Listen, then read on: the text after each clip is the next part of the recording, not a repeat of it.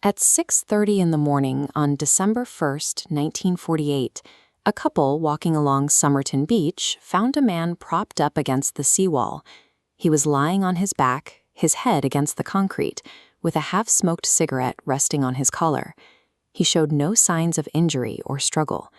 His pockets held an unused rail ticket, a pack of chewing gum, and matches, but nothing that listed a name. Even his clothing had been stripped of its history.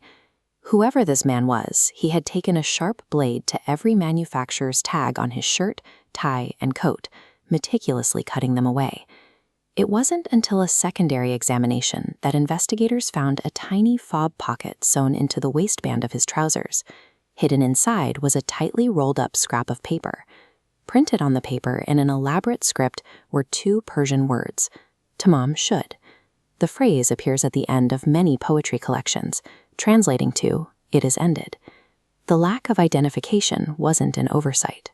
From the hidden pocket to the systematically removed labels, every detail suggested a man actively erasing his own life from the public record.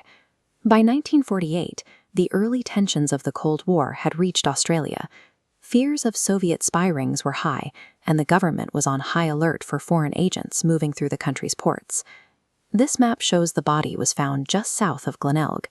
Within the same region sat the Woomera Air Force Base, a top-secret Anglo-Australian site used for testing long-range missiles and experimental rocket technology.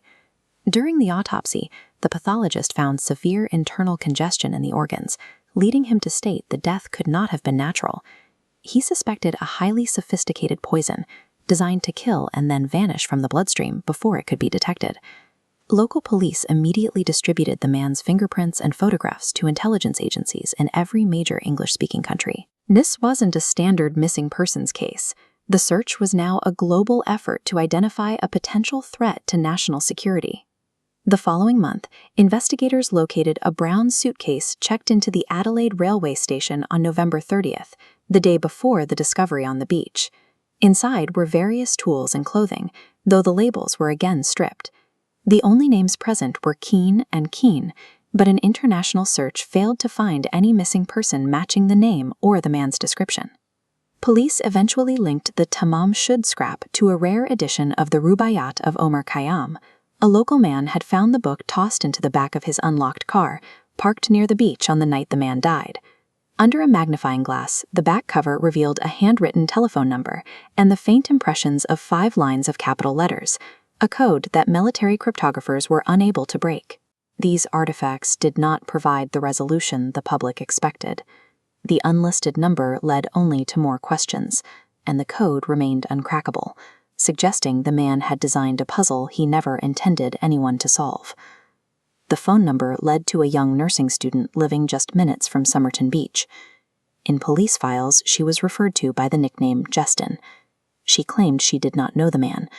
However, when she was shown the plaster mask made of his face, she appeared visibly shaken, looking away and refusing to view the cast a second time.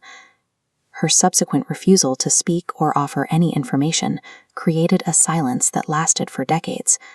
Without her testimony, investigators were forced to build their own narratives around the evidence. Espionage was the most prominent theory. The combination of an uncrackable code, professionally removed tags, and the top-secret Woomera base suggested an intelligence operative who had been caught or eliminated. Others saw a lover's quarrel. They pointed to the nurse's visceral physical reaction, the romantic themes of the poetry book, and later reports that her son shared rare physical traits with the unidentified man. Then there was suicide. The untraceable poison and the Tamam Shud scrap suggested a man who followed the philosophy of the Rubaiyat, meeting the end on his own terms. Without a confession from the nurse, these theories remained at a stalemate. Every piece of evidence supported all 3 possibilities, leaving investigators in a loop of speculation that would last for 70 years. The investigation finally broke in the 21st century. The same plaster death mask that had unsettled the nurse held several hairs from the man's head, caught in the plaster when the mold was first made. In 2022, researchers used direct PCR to extract DNA from these hairs, mapping an autosomal SNP profile, a digital blueprint of his genetic identity. Running this profile through genealogical databases, experts built a family tree of 4,000 people to find a match.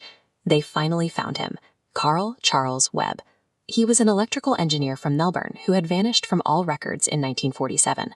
Divorce records and personal histories showed that Webb was a regular at the horse tracks. The uncrackable code found in the book matched the format of betting shorthand, the first initials of horses he intended to bet on. But a name does not explain the beach. It doesn't explain why he traveled hundreds of miles to Glenelg, why he carried a poem about the end, or why he felt the need to cut every tag from his clothing. Modern science can sequence a man's genetic code, and history can tell us why his era feared him. But the private reasons why a human being chooses to fade into the sand remain out of reach. Tamam Shud.